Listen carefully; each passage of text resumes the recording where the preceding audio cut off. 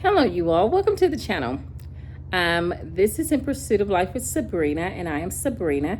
And I talk about on this channel everything that has to do with pursuing life after life altering diagnosis, disease, or situation. And mine was cancer and the after effects of the cancer, the breast cancer, which has led to several chronic situations. So I am aiming to do everything I can to get through it in a very healthy way. And that's what this channel is all about. So I welcome you. If you've never been a part of this community or seen this channel, welcome. And if you have, and if you're a subscriber and everything, welcome back, you all. And if you haven't subscribed, please subscribe. Please like and please comment. Now, today I want to talk to you about something that is really interesting. I think, you all, I am going through empty nest syndrome now. Now, you all, that's really weird to me because my youngest child went off to college the year I got diagnosed with cancer, which was 2015. I had all three of them in college, and none of them, of course, they were not in the same city.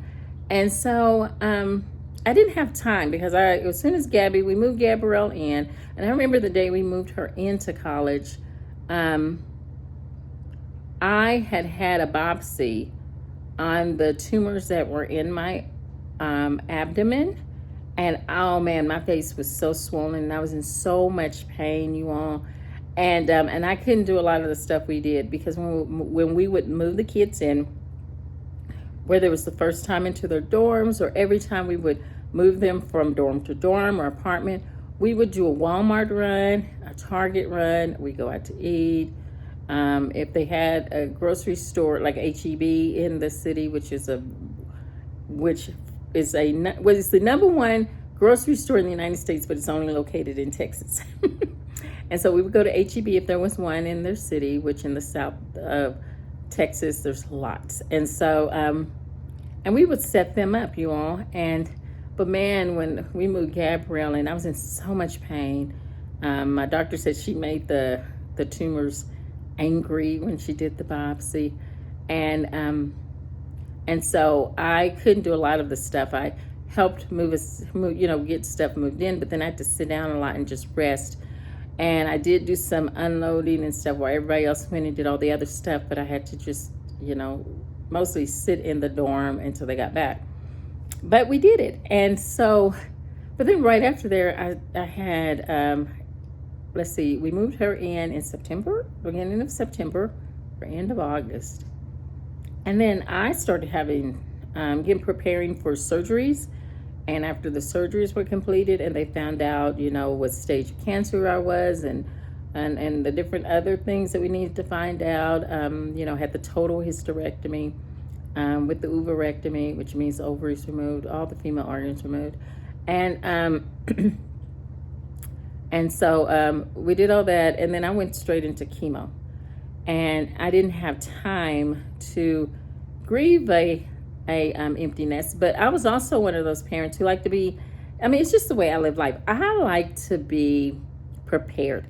And lots of people were talking about empty nest syndrome. I'm like, I don't want to get to the point to where when my kids leave, I am missing them so much I go into a depression. So I poured everything I could into them at that time and started slowly letting go, getting used to the idea, started planning life with them not at home. But what I didn't realize is with them being in college, they still needed me a lot. And so it wasn't a complete empty nest because during the summer times, when they were living in dorms, they were coming home and they were living at home for the summer. And then, during some of the holidays, during the holidays, they were doing the same thing until they got their own apartments. But then they still needed me a whole lot, you all. There were many times I was up the highway, one way, one weekend, and the other way, the next weekend, visiting them, doing what, just being there for them, in other words. And I enjoyed all of it. And so, by the time they finished college, Bridget got her master's in 2019. And Gabby graduated from college in 2019. Those are my two youngest. And Jordan had already graduated in 2015. That was when he graduated from A&M. And so at that time, though, my life was just turned around. I mean, I'd started back to school, and then 2020 hit. So I really didn't have time to feel it. You know, we were in a worldwide pandemic. I was sick all of 2020. I've mentioned this before on the channel.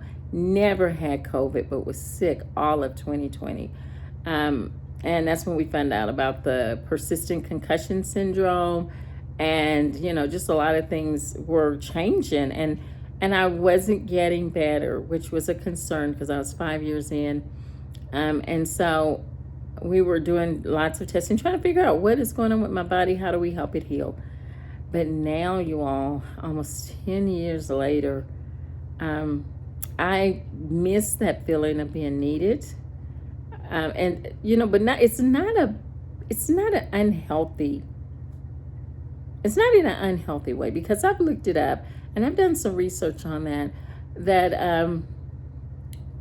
the feeling to be needed is normal. But you have to be careful that you don't get into codependent relationships where you can't do something without someone else. That's codependency.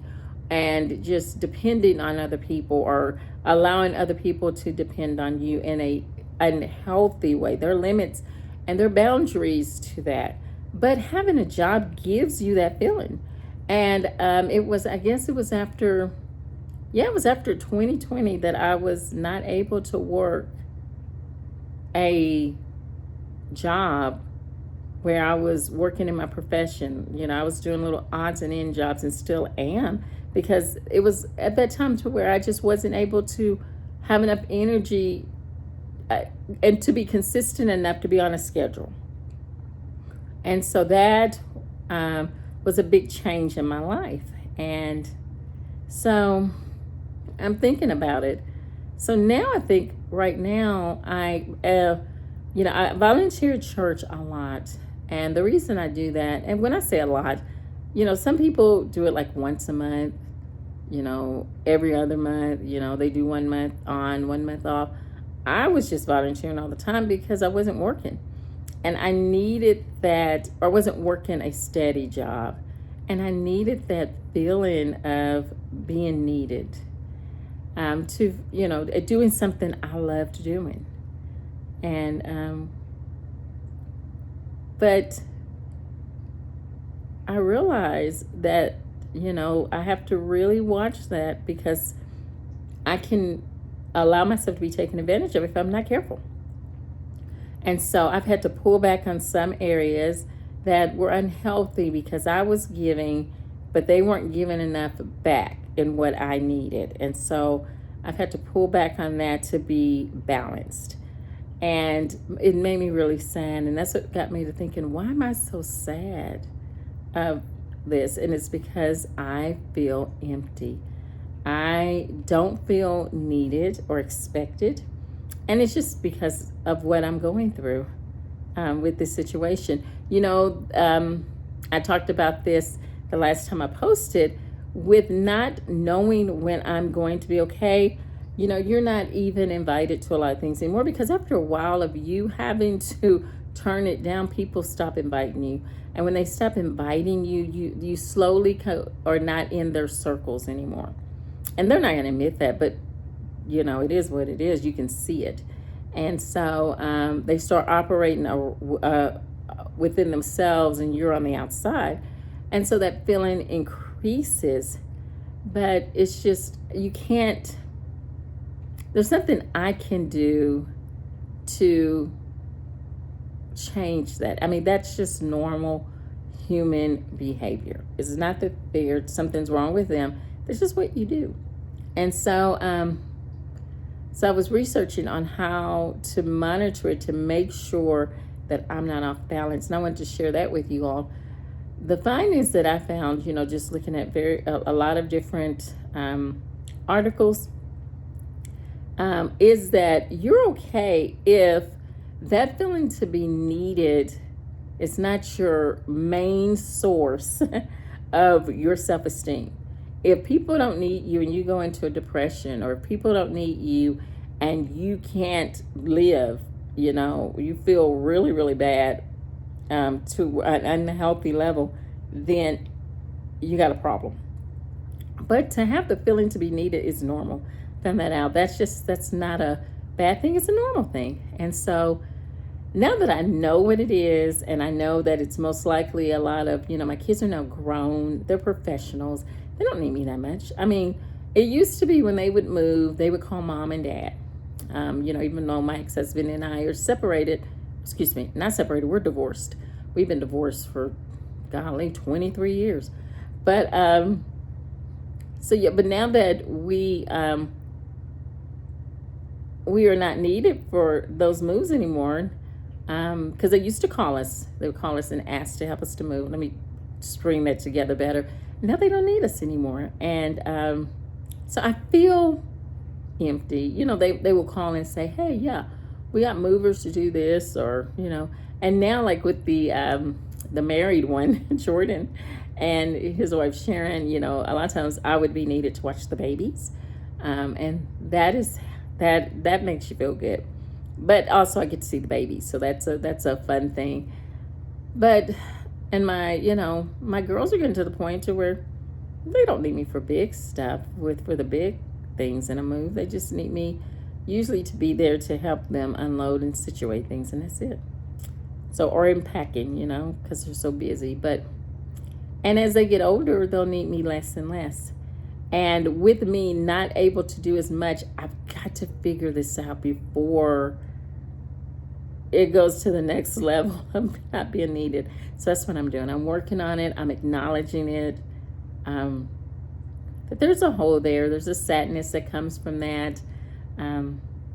There's a sadness in not being able to go to work every day and have expectations and to be missed if you can't show up. A lot of times, that would irritate me, that if I was sick or something, they would act as if, oh, the whole world was coming apart sometimes. And it's like, no, you'll be fine.